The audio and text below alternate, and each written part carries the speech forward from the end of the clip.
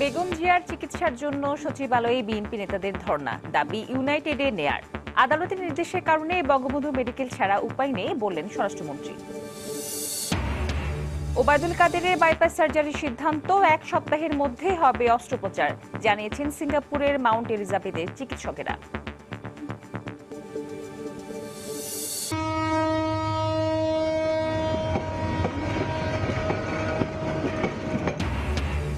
রেলের উন্নয়নে নজর সরকারের, গুরুত্ব পাবে নদীপথ। আর নতুন মহাসড়ক নয়, একনেক সভায় প্রধানমন্ত্রী। অব্যবস্থাপনায় ক্ষোভ রেলমন্ত্রীর, 1 মাসের আলটিমেটাম।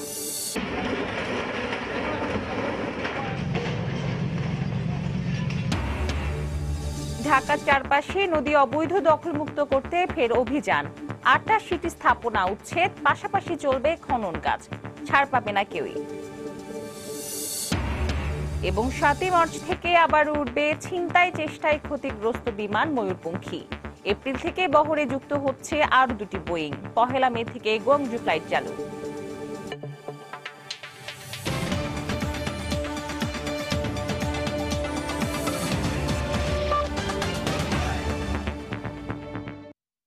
দেখছিলেন শিরোনাম। প্রবাসী সময়ের সঙ্গে আছি আমি মৌসুমী মৌ। বিএনপি চেয়ারপারসন বেগম খালেদা জিয়ার সুচিকিৎসার দাবিতে সচিবালয়ে ধর্ণা দিলেন বিএনপি নেতারা। ইউনাইটেড হাসপাতালে চিকিৎসা দেওয়ার আবেদন তাদের। মঙ্গলবার মির্জা ফখরুল ইসলামের নেতৃত্বে 6 সদস্যের প্রতিনিধি দলের সঙ্গে সচিবালয়ে বৈঠকের পর স্বরাষ্ট্রমন্ত্রী জানান, আদালতের নির্দেশের কারণেই বিএনপি নেত্রীকে বঙ্গবন্ধু মেডিকেল ছাড়া অন্য কোথাও চিকিৎসা দেওয়ার সুযোগ নেই। দুর্নীতির দায়ে দণ্ডিত হয়ে গেল বছরের ফেব্রুয়ারি থেকে কারাভোগ করছেন বিএনপি চেয়ারপারসন বেগম খালেদা জিয়া। কারাগারে অসুস্থ হয়ে পড়ায় কারাভোগের 1 মাসের মাথায় 4 জন বিশেষজ্ঞ চিকিৎসকের সমন্বয়ে গঠিত মেডিকেল বোর্ড নাজিমউদ্দিন রোডের পুরনো কেন্দ্রীয় কারাগারে গিয়ে বেগম খালেদা জিয়ার স্বাস্থ্য পরীক্ষা করে। এরপর গত অক্টোবরের শুরুতে আবারও অসুস্থ হয়ে পড়লে হাইকোর্ট নতুন করে মেডিকেল বোর্ড গঠনের নির্দেশ দেন। আদালতের নির্দেশনা অনুসারে নতুন করে 5 সদস্যের মেডিকেল বোর্ড গঠন করে বঙ্গবন্ধু শেখ মুজিব মেডিকেল বিশ্ববিদ্যালয় হাসপাতাল কর্তৃপক্ষ। এদিকে মঙ্গলবার দুপুরে বিএনপির প্রতিনিধি দল আবারও সচিবালয়ে গিয়ে স্বরাষ্ট্রমন্ত্রীর সঙ্গে দেখা করে বিএনপি চেয়ারপারসনের চিকিৎসার দাবি করেন। তাদের এ দাবি মেনে নেওয়ার আশ্বাস দেওয়ার কথা জানান বিএনপির মহাসচিব। তিনি বলেছেন যে তার সুচিকিৎসার জন্য যা করবার আছে তিনি তা করবেন। আমরা মনে করি যে স্বরাষ্ট্রমন্ত্রী তার কথা রাখবেন এবং তিনি দেশনেত্রী বেগম খালেদা জিয়ার সর্বোচ্চ চিকিৎসার জন্য সর্বোচ্চ ব্যবস্থা গ্রহণ করবেন। তবে এ দাবি নাকচ করে দিয়ে স্বরাষ্ট্রমন্ত্রী জানান, আদালতের নির্দেশে গঠিত মেডিকেল বোর্ডের পরামর্শ অনুসারেই বেগম জিয়ার চিকিৎসার ব্যবস্থা করা হবে। বোর্ড গত 24 তারিখ কারাগারে ভিজিট করেছেন এবং পরীক্ষা নিরীক্ষা করার জন্য তারা আবারও বঙ্গবন্ধু হাসপাতালে তাকে প্রেরণের কথা বলেছেন। এই সিদ্ধান্ত বাস্তবায়ন করার জন্য আমরা ব্যবস্থা নিচ্ছি। তারা বলেছিলেন যে তাদের ইউনাইটেড হাসপাতালে পাঠানোর জন্য। আমরা আগে নেই সেটাই বলেছি যে আমাদের কোর্টের থেকে যেই ডিরেকশন আমাদের কাছে আসছে যে বোর্ডে যা সিদ্ধান্ত দেবে সেই সিদ্ধান্ত অনুযায়ী আমরা ব্যবস্থা নেব। জিয়া অরফানেজ ট্রাস্ট দুর্নীতি মামলায় গেল বছরের 8 ফেব্রুয়ারি কারাগারে নেওয়া হয় বেগম খালেদা জিয়াকে। কারাগারে অসুস্থ হয়ে পড়লে বঙ্গবন্ধু শেখ মুজিব মেডিকেল বিশ্ববিদ্যালয় হাসপাতালে 2 দফা চিকিৎসা নেন বেগম খালেদা জিয়া। প্রশ্ন আশিস, সময় সংবাদ, ঢাকা। হৃদরোগে আক্রান্ত আওয়ামী লীগের সাধারণ সম্পাদক ওবায়দুল কাদেরের বাইপাস সার্জারি করার সিদ্ধান্ত নেওয়া হয়েছে। মঙ্গলবার স্থানীয় সময় 12:30টার দিকে ব্রিফিংয়ে তথ্য জানান মাউন্ট এলিজাবেথ হাসপাতালের চিকিৎসক দল। 1 সপ্তাহের মধ্যে অস্ত্রোপচার করা হবে বলে জানিয়েছেন তার সঙ্গে থাকা বঙ্গবন্ধু মেডিকেল বিশ্ববিদ্যালয় হাসপাতালের চিকিৎসক আব্দুল নাসির রিজভী।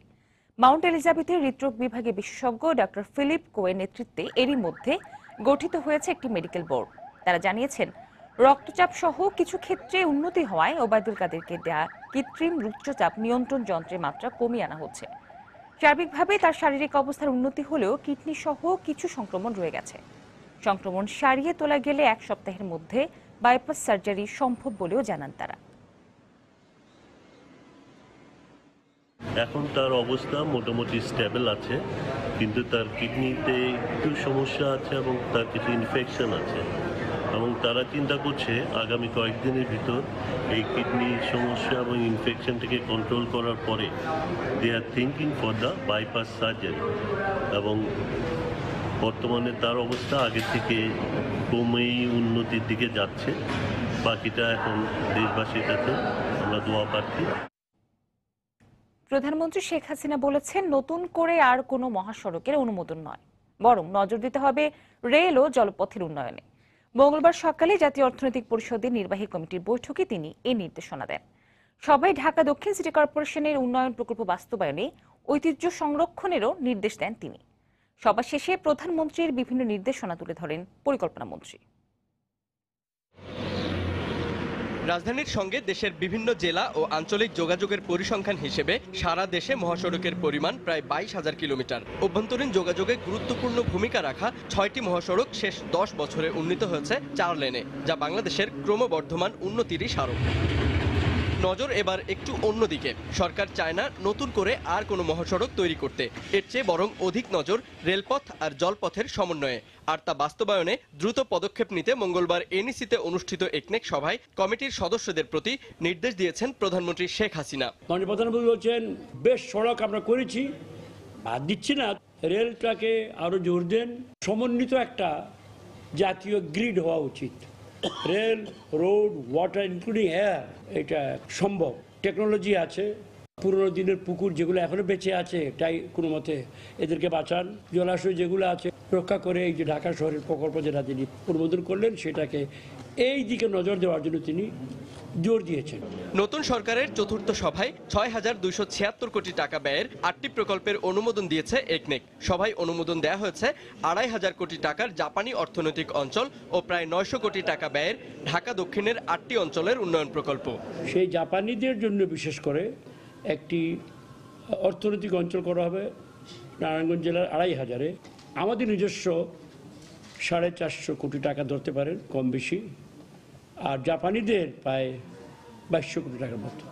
ফেব্রুয়ারিতে গড় মূল্যস্ফীতি 5.47% উল্লেখ করে সংবাদ সম্মেলনে পরিকল্পনা মন্ত্রী জানান, প্রকল্প বাস্তবায়নে খরচ কমানোর সঙ্গে গুণগত মান নিশ্চিতে ছাড় দেবে না সরকার।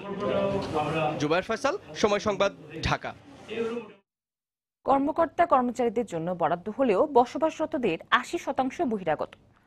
ঢাকার শাহজাহানপুর রেলওয়ে কলোনির চিত্র এমনই। মাসে 12 থেকে 18,000 টাকায় প্রতি ইউনিট ভাড়া দিচ্ছেন কর্মচারীরা। এ ধরনের কর্মচারীদের বরাদ্দ বাতিলের দাবি জানিয়েছেন শ্রমিক নেতারা। নাজমুস সালিহি 3 পর্বের ধারাবাহিকের আজ দেখুন শেষ পর্ব। ক্যামেরা ছিলেন খলিলুর রহমান। শাহজাহানপুর রেল কলোনিতে ঢুকতেই অলিগলি, রাস্তাঘাটের দেয়াল জুড়ে বাড়ি ভাড়ার এমন বিজ্ঞাপন চোখে পড়বে খুব সহজে। শত শত পোস্টারের সবকটি বিজ্ঞাপনই শাহজাহানপুর রেল কলোনির সরকারি বাসাকে ঘিরে। ভাড়া নিতে আগ্রহী সেজে এই প্রতিবেদক যোগাযোগ করেন পোস্টারে দেয়া একটি মোবাইল নাম্বারে। টুলেট দেখলাম, যে কারণে ফোন দিলাম। আচ্ছা, হ্যাঁ, রুম ভাড়া হবে, ছোট একটা রুম। মানে এটা কি রেলের বাড়ি নাকি হচ্ছে যে আপনাদের? ঠিকানা মতো বি ব্লকের 32 নম্বর বাসায় গিয়ে দেখা যায় বসবাসকারী একজন বহিরাগত। বাসাটি তিনিও ভাড়া নিয়েছেন আরেক ভাড়াটিয়ার কাছ থেকে। এই ফ্ল্যাটটা নতুন 2-2.5 বছর, কিন্তু মানে বিল্ডিং এ 4-5 বছর যাব। এটা রেলের উনি থাকে না, তো উনি না থেকে মানে ভাড়া দেয়, আমরা ভাড়া নিয়ে আসি আর কি। বি ব্লকে 8টি ইউনিট বিশিষ্ট এমন বাসা রয়েছে 50টি, যার প্রায় সবকটিতেই বসবাস করেন বহিরাগতরা। বাসা ভাড়া দিছে পুরো ফ্ল্যাট একসাথে একবারে, মাস শেষ হয় টাকা নেওয়া যায়। আমরা 17,000 টাকা ভাড়া দিই, থাকে 3 বছর হয়েছে। প্রতি মাসে 7,000 টাকা ভাড়া। কার কাছে ভাড়া নিয়েছেন বাসাটা? ওই যে পাশে পুলিশ, হ্যাঁ পুলিশ। 3 কক্ষ বিশিষ্ট প্রতি ফ্ল্যাটে গ্যাস, পানি আর বিদ্যুৎ সবই সরকারি, ফলে ভাড়ার অভাব হয় না রেল কলোনিতে। ভাড়াটিয়াই বেশি, কারণ এইসব এলাকায় এলওটিরা থাকে না। আমি যে বিল্ডিং এ থাকি ম্যাক্সিমাম ভাড়াটাই বেশি, বাইরের এলাকা কম। 1 লাখ 2 লাখ টাকা অ্যাডভান্স দিয়ে, যেমন আমি 50,000 টাকা দিছি। অথচ রেলের অনেক কর্মচারী আবাসিক সংকটে ভুগছেন। এমন দাবি করে রেলের শ্রমিক নেতারা বলছেন, যারা বসবাস করছে না তাদের বরাদ্দ বাতিল করা হোক। যারা বাসা থাকার ইচ্ছেই নাই তাদেরকে আমি মনে করি তারা বাসা না নেওয়াটাই বেটার। ওইটা বিকল্প যারা প্রাপ্য আইনগত তারা পাবে। দেশের সব রেল কলোনির একই রকম পরিস্থিতি স্বীকার করে সমন্বিত উদ্যোগ নেওয়ার আশ্বাস রেলমন্ত্রীর। আপনি যেটা বললেন, এটা almost all over the country, not only Shahjahanpur colony.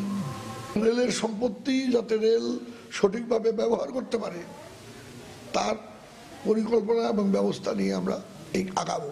দক্ষিণ শাহজাহানপুরে 25 একর জায়গা নিয়ে গড়ে ওঠা কলোনিতে 4 তলা ভবন রয়েছে 108টি। নাজমুস সালিহি, সময় সংবাদ, ঢাকা। কমলাপুর রেল স্টেশন পরিদর্শন করে রেলমন্ত্রী বলেছেন, নানা অব্যবস্থাপনায় জর্জরিত এই খাত। টিকিট বিক্রি সহ সব ধরনের কার্যক্রম নিয়ে অসন্তোষ জানিয়ে আগামী 1 মাসের মধ্যে অবস্থার উন্নয়নে কর্মকর্তা কর্মচারীদের হুঁশিয়ারি দেন তিনি। এই সময় মন্ত্রী আরও বলেন, রেল বিভাগের নানা উন্নয়নে কাজ করে যাচ্ছে সরকার। নানা অব্যবস্থাপনা আর জনদুর্ভোগ সঙ্গে নিয়েই চলছে রেল। গত 8 বছরে প্রায় 65,000 কোটি টাকা বরাদ্দ থাকলেও রেলের সেবার মান পৌঁছাতে পারেনি কাঙ্ক্ষিত পর্যায়ে। টিকিট কালোবাজারি, শিডিউল বিপর্যয়, জমি দখল সহ নানা অব্যবস্থাপনায় জর্জরিত এই খাত। মঙ্গলবার সকালে কমলাপুর রেল স্টেশন পরিদর্শন শেষে রেলের অব্যবস্থাপনা নিয়ে ক্ষোভ প্রকাশ করেন মন্ত্রী। বহু অব্যবস্থা আপনারা বলতে পারবেন, এবং আমাদের প্যাসেঞ্জার সার্ভিস থেকে শুরু করে টিকেটিং ব্যবস্থা, আমাদের রেলওয়ের যে সময়, আমাদের যে আমার তথ্য প্রযুক্তির যে ব্যবহার, প্রতিটা ক্ষেত্রে আমাদের অনেক কিছুতে ঘাটতি আছে। আগামী 1 মাসের মধ্যে সার্বিক ব্যবস্থাপনা উন্নয়নে কর্মকর্তা কর্মচারীদের সময় বেঁধে দেন তিনি। আগামী 5ই এপ্রিল আমি আবার এই রেল স্টেশনে ভিজিটে আসবো।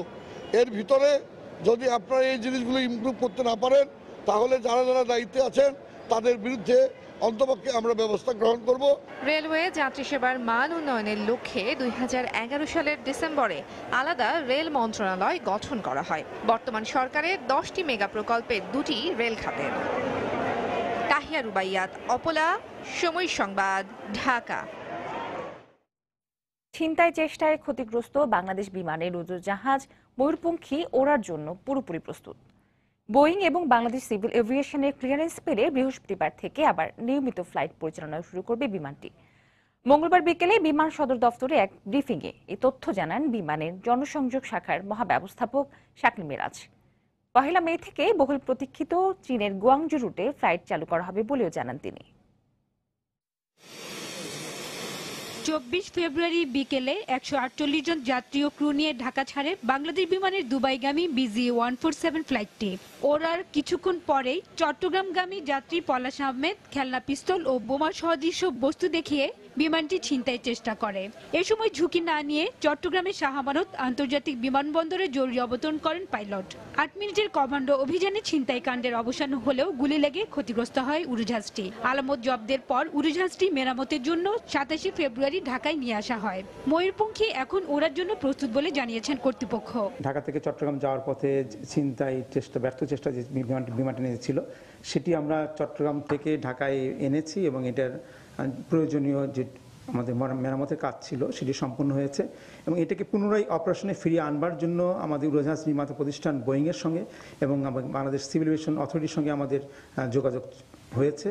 আমরা আশা করছি আগামী 7ই মার্চ এটি আমাদের পুনরায় বহরে যুক্ত হবে এবং নর্মাল ফ্লাইট অপারেশন কার্যক্রম চালু করবে। ব্রিফিংয়ে বিমানের এই কর্মকর্তা জানান, এপ্রিলে 6 বছর লিজে বহরে যুক্ত হচ্ছে আরও 2টি বোয়িং 737 উড়োজাহাজ। যাত্রী চাহিদা ও রুট সম্প্রসারণ পরিকল্পনার অংশ হিসাবে মে মাস থেকে গুয়াংজুতে ফ্লাইট চালু করা হবে। এই বছরে আমরা আমাদের বহরে যুক্ত করব 4টি উড়োজাহাজ।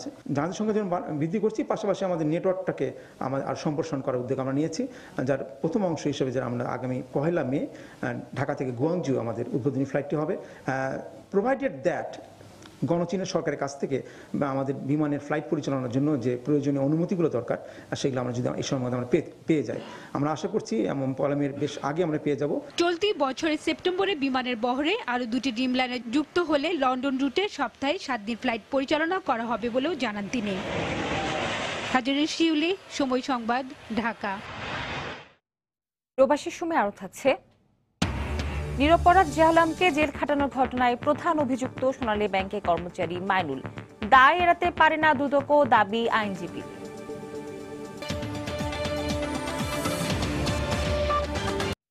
12 দিনের বিরতি দিয়ে ঢাকার আশেপাশে নদী দখলমুক্ত করতে উচ্ছেদ অভিযান শুরু করেছে বিআরডব্লিউটিএ। মঙ্গলবার সকালে বুড়িগঙ্গা পাড়ের বসিলা সেতু এলাকা থেকে কার্যক্রম শুরু হয়। 28টি পাকা ভবন সহ 88টি অবৈধ স্থাপনার পাশাপাশি আলোচিত মধু সিটি হাউজিংও উচ্ছেদ চালানো হয়। এবার নদী পুনরুদ্ধারের পাশাপাশি খনন কাজও চলবে বলে জানান বিআরডব্লিউটিএর কর্মকর্তারা। একের পর এক গুড়িয়ে দেয়া হচ্ছে বহুতল ভবন থেকে শুরু করে সব স্থাপনা, যা নদীর জায়গায় অবৈধভাবে গড়ে তোলা হয়েছিল। মঙ্গলবার সকালে বুড়িগঙ্গা পাড়ের মোহাম্মদপুর বসিলা ব্রিজের দক্ষিণ পাশ থেকে শুরু হয় বিএডব্লিউটি এর দ্বিতীয় পর্যায়ের অভিযান। এ সময় উচ্ছেদকৃত স্থাপনার মালিকরা তাদের পক্ষে নানা যুক্তি তুলে ধরেন। আমরা সরকারের খাজনা দিতেছি এই বাড়ির 400 বছর আগের জায়গা এটা। এই বাড়ি থেকে আমাদের আরো 60-70 ফিট জায়গা নদীতে ভেঙে চলে গেছে, আমাদের মালিকানা জায়গা। সরকার চাইলে নিতে পারবে, অবশ্যই নিতে পারবে, অ্যাকোয়ার করে নিতে হবে। তবে বুড়িগঙ্গার কেরানীগঞ্জ পাড়ে গিয়ে দেখা যায় দখলের মহোৎসব। মধু সিটি নামের একটি হাউজিং ঝাউচর, বালুচর ও মধ্যেরচর গ্রামের পাশ দিয়ে বয়ে চলা নদীর প্রায় পুরোটা দখল করে হাজার হাজার প্লট তৈরি করে বিক্রি করে আসছিল। এ সময় হাউজিং এর প্রায় সব সীমানা পিলার ও স্থাপনা গুড়িয়ে দেয় বিআইডব্লিউটি।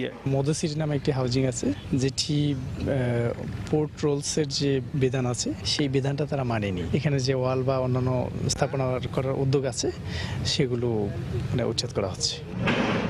উচ্ছেদের পাশাপাশি আলোচিত সকল অবৈধ হাউজিং এর দখল করা নদীর জায়গা খননেও শিগগিরই কাজ শুরুর কথা জানান অভিযানে নেতৃত্ব দেয়া বিআইডব্লিউটি এর কর্মকর্তা। আমিন মমিন হাউজিং এ কিন্তু ইতিমধ্যেই 5টি এক্সকেভেটর আমরা ভাড়া করেছি। ওখানে একটা ক্যাম্প স্থাপন করা হচ্ছে এবং এই ক্যাম্পে সার্বক্ষণিকভাবে আমরা আমাদের জনবল রেখে, আমাদের সিকিউরিটি রেখে আমরা কিন্তু আপনার এটাকে ওয়াশ আউট করে দেব।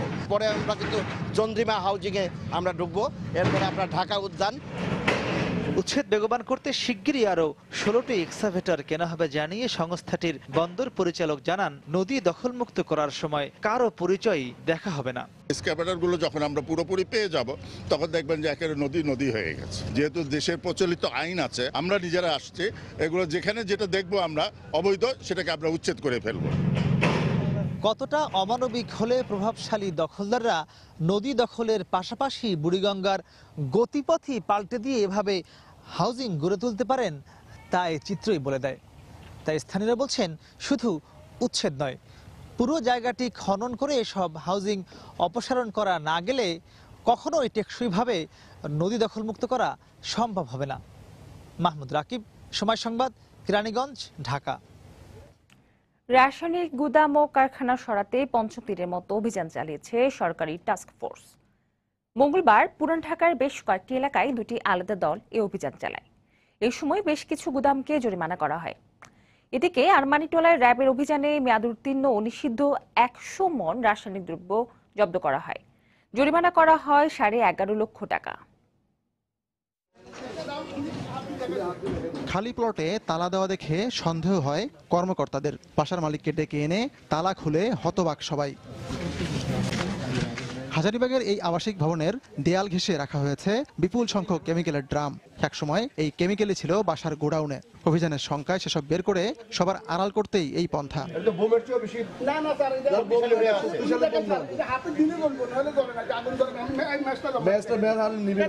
যদিও মালিকের দাবি এগুলো দাহ্য নয়, তাই শুরুতে সবাইকে বোঝানোর চেষ্টা করলেও পরে কেমিক্যাল ছড়াতে রাজি হন তিনি। আমরা নিজেদের সেফটিতে আমরা বুঝি, সুতরাং আমাদের সেফটির বাইরে কোনো কিছু নাই, আমরা মনে করি এটা না। তারপরে ওনারা বলছে আমরা সরাই নিয়ে যাচ্ছি। মালিককে কেমিক্যাল ছড়াতে একদিনের সময় দেয় টাস্ক ফোর্স। চারিদিকে দেখেন কি সুউচ্চ আবাসিক ভবন, এর মাঝখানে একটি খালি প্লট। এই খালি প্লটের মধ্যে প্রচুর কেমিক্যাল ভর্তি ড্রাম দেখে আমার দৃষ্টি আকৃষ্ট হয়। গেট খোলার পর ওই কর্নারটাতে হিউজ পরিমাণ দেখতে পেলাম, যেটা ফ্লেমেবল। প্লটের ওনারা অনুতপ্ত প্রকাশ করলেন এবং একদিন সময় চেয়েছেন এগুলো সরিয়ে নেওয়ার জন্য। হাজারীবাগ ছাড়াও অভিযান চালানো হয়েছে পুরান ঢাকার উর্দু রোড সহ বেশ কয়েকটি এলাকায়। সে সময় বাসার ভেতর গোডাউন বা কারখানা থাকায় প্রতিষ্ঠানগুলোর সেবা সংস্থার সংযোগ বিচ্ছিন্ন করা হয়, যদিও ব্যবসায়ীরা সরে যেতে আরো সময় চেয়েছেন। এই অভিযান চালালে হয়তো ব্যবসায়ীরা সরে যেতে বাধ্য হবে, কিন্তু ঝুঁকিটা কিন্তু থেকে যাবে। কাজে ঝুঁকি মুক্তভাবে করতে হলে কিন্তু একটা নির্দিষ্ট জায়গায় সবাইকে অকিপাই করতে হবে। তারা বলেছেন তালিকাভুক্ত দাহ্য কেমিক্যাল ছাড়া অন্যগুলো যাতে না সরানো হয়, কিন্তু কর্মকর্তারা বলছেন মানুষের আবাসস্থল নিরাপদ করতে যা করণীয় তাই করছেন তারা। যদি কোনো ব্যক্তি সরকারি আদেশ না মানেন বা নিয়ম নীতি না মানেন, তাহলে আমরা কিন্তু কঠোর হস্তে এটা ব্যবস্থা নেব। কারণ আমরা কোনোভাবেই চাই না আর কোনো মায়ের বুক খালি হোক, আর কোনো ধরনের চুরি হাট্টা ঘটনা ঘটুক বা নিমতলি ঘটনা ঘটুক। অভিযান চলবে 1 এপ্রিল পর্যন্ত। আতিকুর রহমান তামাল, সময় সংবাদ, ঢাকা। সংসদে না গেলে আবারও ভুল করবে জাতীয় ঐক্যফ্রন্ট। গণতন্ত্রের স্বার্থে তাদের সংসদে যাওয়া উচিত বলে মন্তব্য করেছেন আওয়ামী লীগ নেতারা। মঙ্গলবার দুপুরে জাতীয় প্রেস ক্লাবে আওয়ামী লীগের সাবেক সাধারণ সম্পাদক আব্দুল জলিলের স্মরণ সভায় একথা বলেন তারা। ভোটারদের প্রতি দায়বদ্ধতা থেকে আপনারা সংসদে আসুন, শপথ গ্রহণ করুন, সংসদে এসে আপনারা কথা বলুন। মাননীয় প্রধানমন্ত্রী বলেছেন যত কথা আছে সংসদে বলুন, যত সমালোচনা আসে করুন। আপনারা যেভাবে আমাদের মাইক বন্ধ করে দিয়েছেন, আপনারা যখন সরকারে ছিলেন বিরোধী দলকে কথা বলতে দেন নাই, মাইক বন্ধ করে দিয়েছেন, এই আচরণ ইনশাল্লাহ বর্তমান সরকার করবেন না। এই প্রতিশ্রুতি আপনাদেরকে মাননীয় প্রধানমন্ত্রী দিয়েছেন।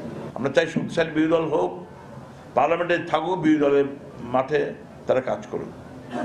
আমাদের বিরোধী দল থেকেই লড়াই করে 96 সালে পার্লামেন্টে কাঁপিয়ে দিয়ে 100 পদত্যাগ করে এসে মাঠ গরম করে রাজনীতির উত্তাপ সৃষ্টি করে আমরা ক্ষমতায় গিয়েছিলাম। এখনো বলি পার্লামেন্টে আসেন, কথা বলেন এবং আমাদের ভুল ধরিয়ে দেন। আমরা চাই শক্তিশালী বিরোধী দল থাকুক পার্লামেন্ট। বৃহস্পতিবার সকাল 11টায় শপথ নেবেন গণফোরাম থেকে নির্বাচিত সংসদ সদস্য সুলতান মোহাম্মদ মনসুর ও মোকাব্বির খান। জাতীয় সংসদ সচিবালয়ের পক্ষ থেকে এই তথ্য জানানো হয়েছে। তাদের শপথ গ্রহণ অনুষ্ঠানের জন্য সব প্রস্তুতি সম্পন্ন। এরই মধ্যে দুজনকে চিঠি পাঠানো হয়েছে জাতীয় সংসদের স্পিকারের দফতর থেকে। গত 30 ডিসেম্বর একাদশ জাতীয় সংসদ নির্বাচনে ঐক্যফ্রন্টের প্রার্থী হিসেবে নির্বাচিত হন তারা। এর মধ্যে মৌলভীবাজার 2 আসন থেকে ধানের শীষ প্রতীক নিয়ে নির্বাচন করেন সুলতান মোহাম্মদ মনসুর, আর সিলেট 2 আসন থেকে গণফোরামের দলীয় প্রতীক উদীয়মান সূর্য নিয়ে নির্বাচন করেন মোকাব্বির খান।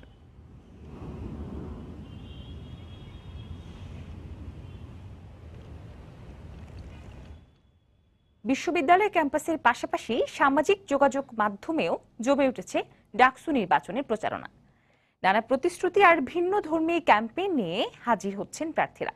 ফেসবুক লাইভ আর গানে গানেও ভোট চাচ্ছেন কেউ কেউ। প্রতিপক্ষকে ঘায়েল করতে সামাজিক যোগাযোগ মাধ্যমকে ব্যবহার করছে সংগঠনগুলো।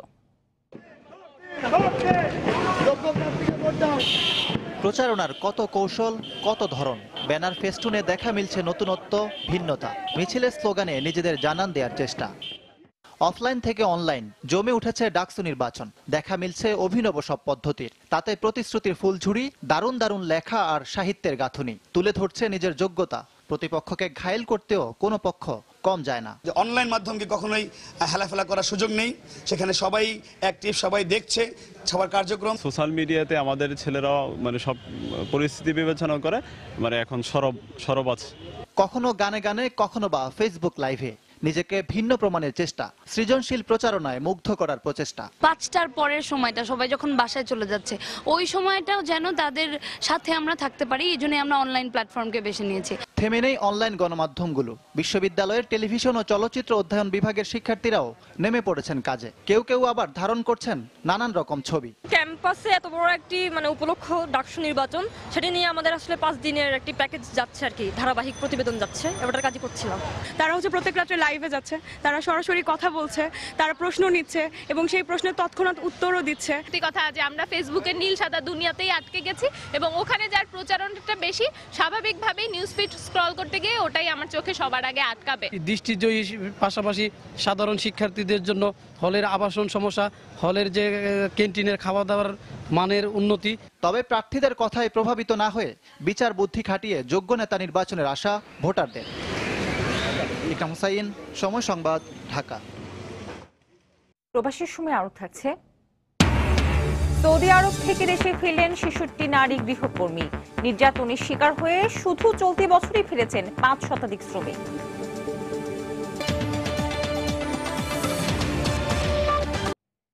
নিরাপরাধ জাহালামের 3 বছর কারাবন্দী থাকা নিয়ে চলছে কাদা ছোড়াছুড়ি। দুদক বলছে এই ঘটনায় তাদের কোনো দায় নেই। মঙ্গলবার হাইকোর্টে জমা দেয়া এক প্রতিবেদনে দুদক জানায়, ঋণ কেলেঙ্কারির যে মামলায় জাহালামকে কারাগারে নেওয়া হয় সেটি ঘটে সোনালী ব্যাংকের নিকাশ ঘরে, যার প্রধান অভিযুক্ত ব্যাংকটির কর্মচারী মইনুল। জাহালামের আইনজীবী বলছেন দুদকও দায় এড়াতে পারে না। দুদকের 26 মামলায় নিরপরাধ জাহালমকে 3 বছর জেল খাটানোর 1 মাসের মাথায় দায় এড়াতে চায় দুদক।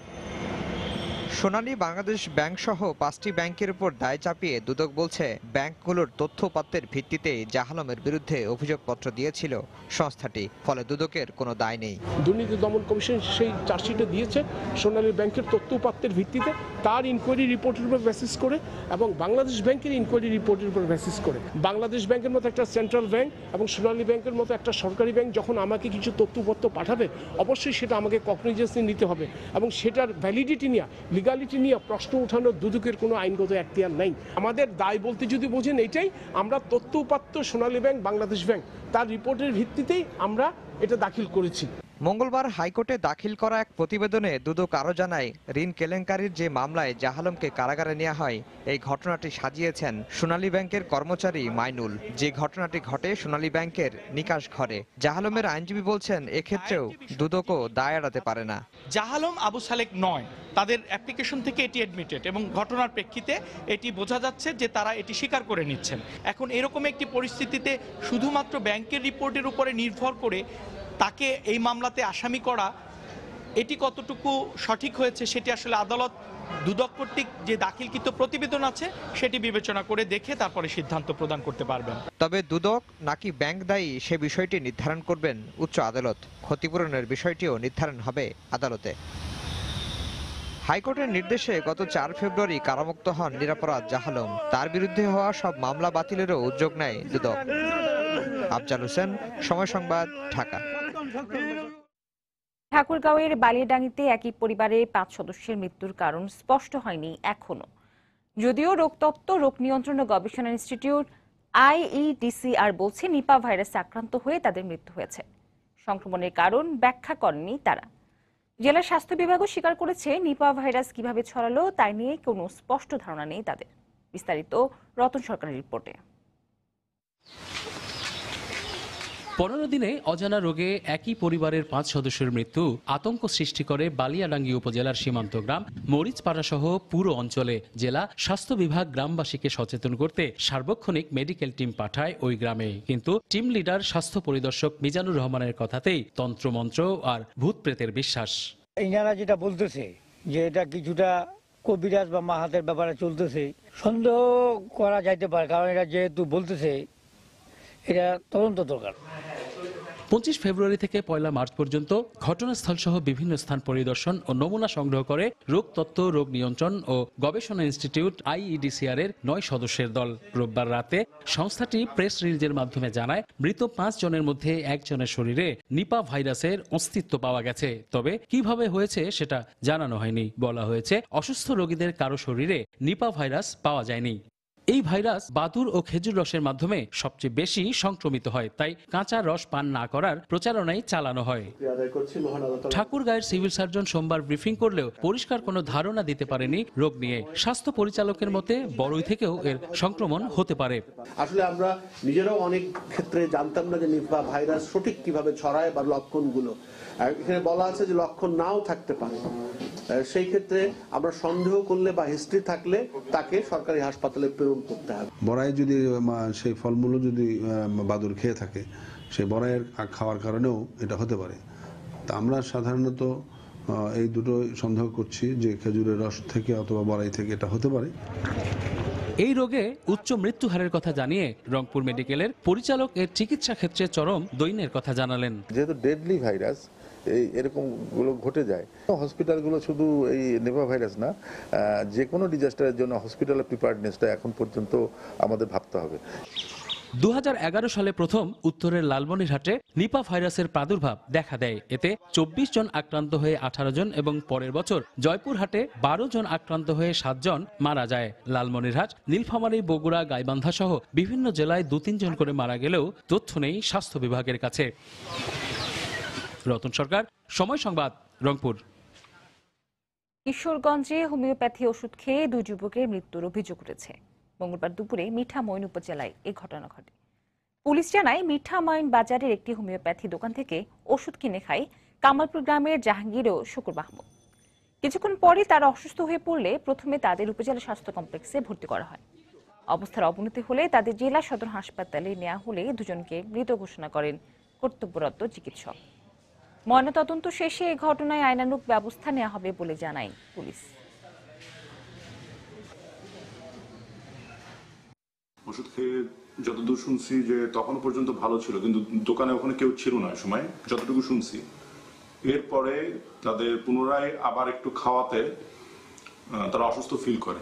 যে ডেরা অন্যদিন খাইতো আগে, এটা না খায়া অন্যটা খাই ফেলেছে। পুরো ডেট কনফার্ম, ওনার আইসি করার প্রয়োজন হয়। 2 জনকে আমরা ব্লড ডেট সার্টিফিকেট দিয়েছি।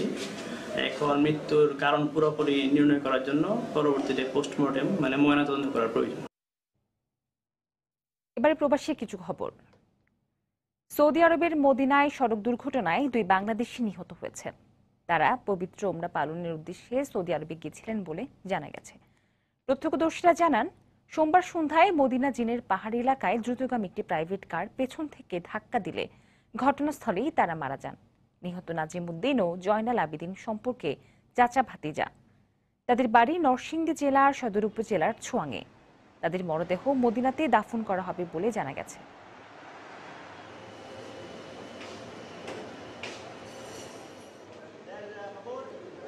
নির্যাতনের শিকার হয়ে সৌদি আরব থেকে দেশে ফিরলেন আরও 66 জন নারী শ্রমিক।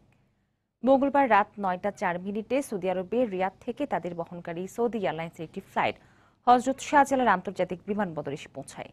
তারা সৌদি আরবে গৃহকর্মী হিসেবে কাজ করতেন। নির্যাতিতা নারীদের অভিযোগ, শারীরিক ও মানসিকভাবে নির্যাতনের শিকার হয়ে আশ্রয় নিয়েছিলেন ইমিগ্রেশন ক্যাম্প ও বাংলাদেশ দূতাবাসের সেফ ক্যাম্পে। পরে দূতাবাসের সহায়তায় দেশে ফিরে আসেন তারা। এর আগে মঙ্গলবার ভোরে সৌদি আরবে জেদ্দা থেকে ফেরেন আরও 25 নারী কর্মী। চলতি বছর এ পর্যন্ত সৌদি আরব থেকে দেশে ফিরেছেন 591 জন নারী শ্রমিক।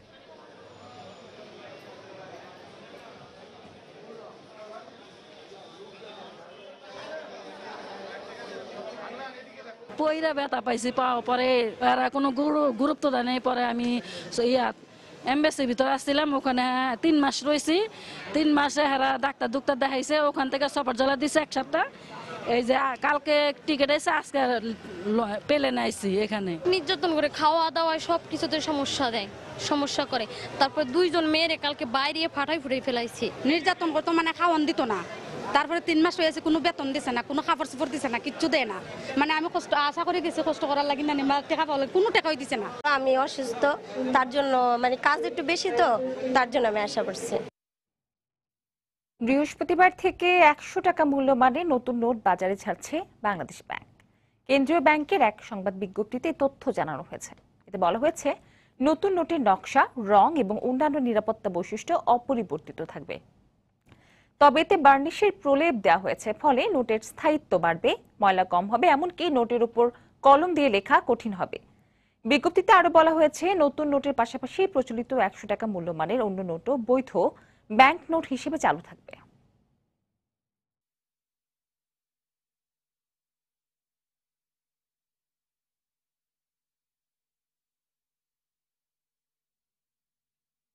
পোশাক শিল্পে অসন্তোষের পর কতজন শ্রমিক চাকরিচ্যুত হয়েছেন তার হিসেব নিয়ে শ্রমিক ও মালিক পক্ষে রয়েছে ভিন্ন মত। মালিক পক্ষ বলছে, শ্রম আইন মেনে 4000-এর বেশি শ্রমিক ছাঁটাই হয়নি, তবে শ্রমিক পক্ষের দাবি এ সংখ্যা 11,000-এরও বেশি। সংখ্যা যাই হোক, অহেতুক যেন কেউ চাকরি না হারায় এমন দাবি শ্রমিকদের। 11,000 বা কোনো লেবার সাইড থেকেও বলা হচ্ছে 11,000-এর উপরে লোককে টার্মিনেট করা হয়েছে। আমি বলেছি যে আমার এটা 4000-এর নিচে। পোশাক শিল্পের মালিকদের সংগঠন বিজিএমইএ এর এমন বক্তব্যের একদিন পর মঙ্গলবার সকালে শ্রমিক সংগঠন ইন্ডাস্ট্রিয়াল বাংলাদেশ কাউন্সিলের ব্যানারে চাকরিচ্যুতি ও মামলা হুমকির প্রতিবাদে মানববন্ধনে জড়ো হন বেশ কয়েকটি কারখানার শ্রমিকরা। তারা দাবি করেন, গেল বছরের ডিসেম্বর থেকে চলতি বছরের জানুয়ারিতে চলা শ্রমিক অসন্তোষের জেরে চাকরি হারিয়েছেন 1700 কারখানার প্রায় 12,000 শ্রমিক। সাভার, আশুলিয়া, গাজীপুরের বিভিন্ন থানায় 34টি মামলার আসামি প্রায় 3,500 শ্রমিক। মানববন্ধনে আসা শ্রমিকদের দাবি, কারখানায় ভাঙচুর বা আইন বিরোধী কোনো কাজে জড়িত না হয়েও হঠাৎ করেই চাকরি হারিয়েছেন তারা। মেটানো হয়নি শ্রমিক আইন অনুযায়ী পাওনাও। এখন আমার চাকরি তো করছে, কোনো বেতন দেওয়া হয় না। এখন ফ্যাক্টরিতে আমরা যে কোনো স্টাফের সাথে খারাপ ব্যবহার করবো এটাও করে নাই কেউ। তাদের যে আমরা কোনো ভাঙচুর এটা কোনো কিছু করে নাই। তারা আমাকে ফ্যাক্টরিতে ছুটি হয়েছে 7:30টায়, আমরা বাসাতে আছি। পরের দিন ফ্যাক্টরিতে গেছি, গেটে পুলিশ দ্বারা আমাদেরকে অ্যারেস্ট করাইতেছে যে তোমাদের নামে মামলা হয়েছে। আমাদের বেতন বেশি দেখে আমাদের এইভাবে হেস্তস করতেছে, আমাদের নামে মিথ্যা মামলা দিয়ে দিছে। মামলা প্রত্যাহার, গ্রেফতার শ্রমিকদের মুক্তি, চাকরিচ্যুত শ্রমিকদের হয়রানি না করে কাজে পুনর্বহালের দাবি জানিয়েছেন শ্রমিক নেতারা।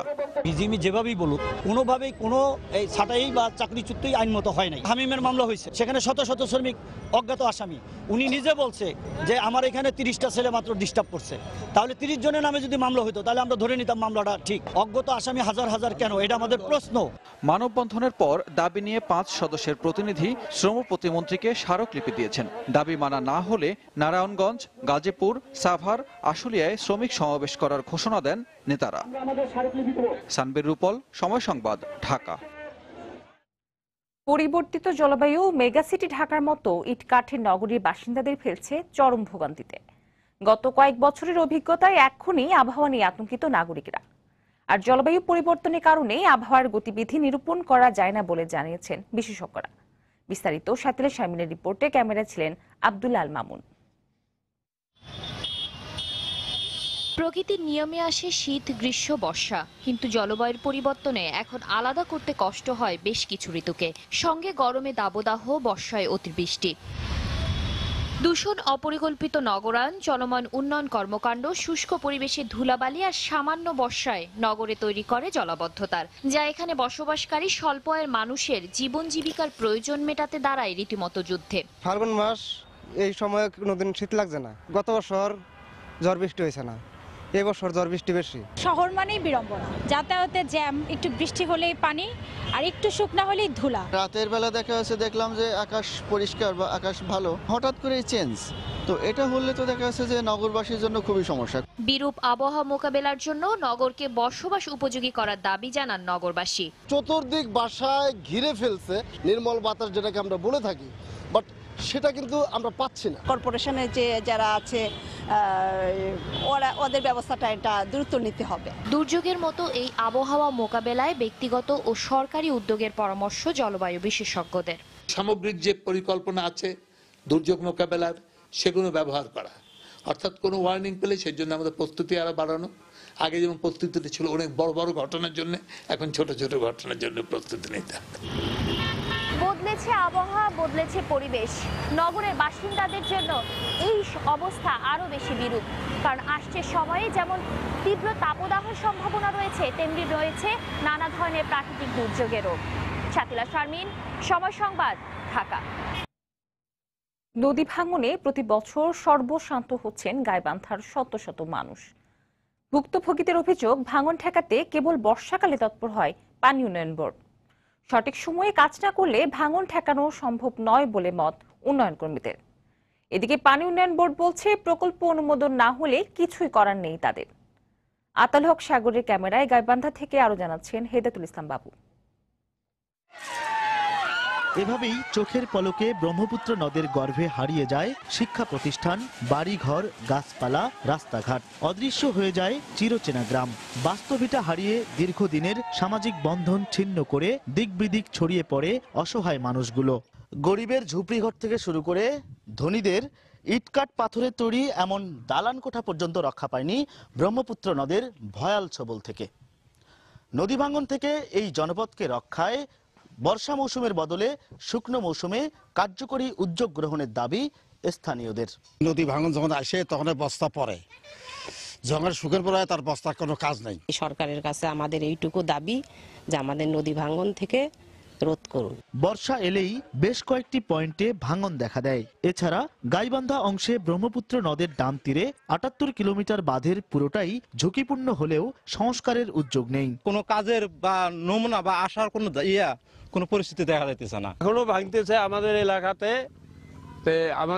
কোনো বাজেট নেই, কোনো কাজ নেই। গণ উন্নয়ন কেন্দ্রের তথ্য মতে নদী ভাঙনে গাইবান্ধা সহ উত্তরের 4 জেলা থেকে গত 10 বছরে প্রায় 4 লাখ মানুষ এলাকা ছেড়েছে। এ অবস্থায় ভাঙন প্রতিরোধে সঠিক সময়ে কাজ শুরুর দাবি উন্নয়ন কর্মীদের। বিশেষজ্ঞগণকেই বের করতে হবে যে আমাদের কাজের উপযুক্ত সময় কোনটি, যাতে করে অর্থের অপচয় না হয়।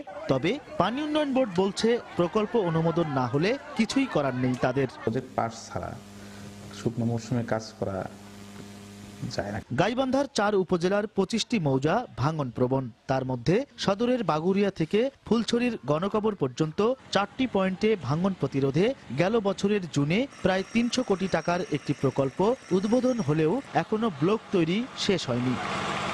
হেদায়েতুল ইসলাম বাবু, সময় সংবাদ, গাইবান্ধা। এ পর্যায়ে শীর্ষ সংবাদ জানিয়ে দিচ্ছি আরেকবার। বেগম জিয়ার চিকিৎসার জন্য সচিবালয়ে বিএনপি নেতাদের ধর্ণা, দাবি ইউনাইটেডের নেয়ার। আদালতের নির্দেশের কারণে বঙ্গবন্ধু মেডিকেল ছাড়া উপায় নেই বললেন স্বরাষ্ট্রমন্ত্রী। ওবায়দুল কাদেরের বাইপাস সার্জারির সিদ্ধান্ত, 1 সপ্তাহের মধ্যে হবে অস্ত্রোপচার, জানিয়েছেন সিঙ্গাপুরের মাউন্ট এলিজাবেথের চিকিৎসকেরা।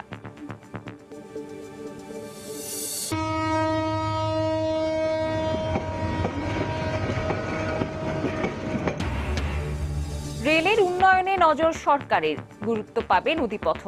আর নতুন মহাসড়ক নয়, একনেক সভায় প্রধানমন্ত্রী, অব্যবস্থাপনায় ক্ষোভ রেলমন্ত্রীর, 1 মাসের আলটিমেটাম।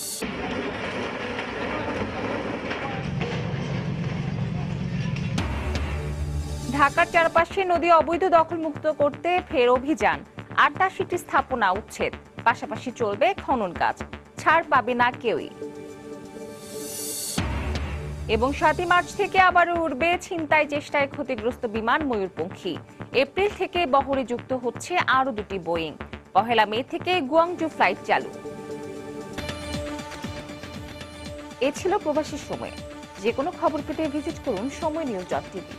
আপনার মোবাইলে সময় সংবাদ দেখতেও সকল খবর পেতে ডাউনলোড করুন সময় অ্যাপ। এছাড়া এইমাত্র পাওয়া খবর আপনার মোবাইলে পেতে SMS করুন *B লিখে পাঠিয়ে দিন 16242 নম্বরে। আর সঙ্গে থাকুন সময়।